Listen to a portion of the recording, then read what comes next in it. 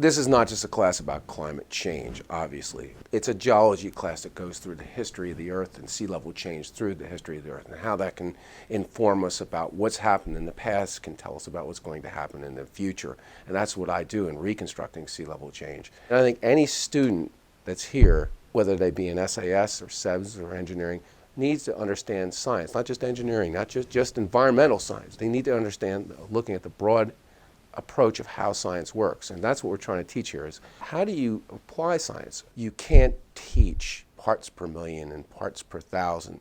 Students have to work through that to get comfortable with that in their own heads. You can't basically teach how the beaches work without allowing students to look at how they're distributed, how they're put together. And so we can do that in recitation. We also want to make it personal to the students. They will be encouraged to talk about this problem from their own perspectives, from their own interests. So hopefully somebody in Rutgers Business School will talk about some of the business aspects of the problem. And we want to encourage the students to really participate in that level.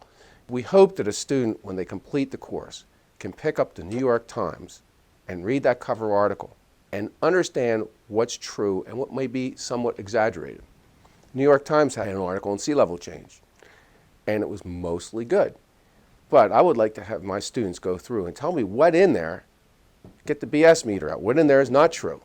And there were some exaggerations. There are possibilities, but are spin.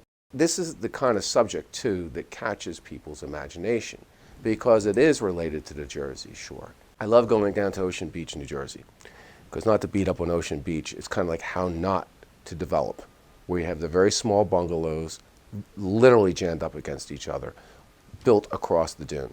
And then I like to go down just 9 miles further down the road into Highland Beach State Park and look at a pristine beach, one which has had minimal human influence and a pristine marsh. And so people can get a feel for what we've done and what we can do and what we should not do. Joe Seneca, who's the expert on the economy in New Jersey and the shore, will come in and talk about the economics of the Jersey Shore. We'll talk about the ethics of this whole issue. What should we do ethically about the future? I mean, what we need to think about our kids and our grandkids. There's also a political component. Should we be paying to basically subsidize millionaires and billionaires to be able to have houses right on the shore? FEMA insurance protects those $10 million plus homes. If they're destroyed, they get to be rebuilt. So the political issue. Should we continue to do that? I, in fact, said that to one of our congressmen, that we should potentially think about not allowing rebuilding. And the answer was, never get reelected again in this district. So that's a political reality.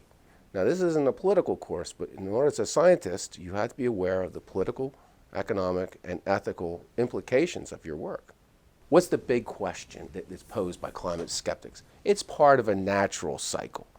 Well, we can say, looking at sea level change over the past 5,000 years, that what's happened since 1850 is not part of a natural cycle. The sea level change has actually been accelerating at a remarkable rate, basically over a foot a century, and it's accelerating. That is the point. And New Jersey has a complication. It's what we call subsidence or sinking. The land's actually subsiding in this region.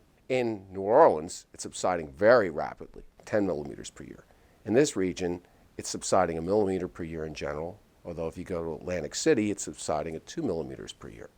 Why does Atlantic City go down faster? Because we're pumping groundwater out and the sediments are compacting. It's still there, by the way. Last time I checked. It hasn't gone below the waves. So understanding these processes of global sea level change caused by things like glaciers and the warming of the oceans, more regional sea level changes caused by geological processes of subsidence, and local sea level changes caused by processes like compaction and other local processes is the hallmark of the course. It's exciting, and expressing that excitement to a bunch of different people is fun.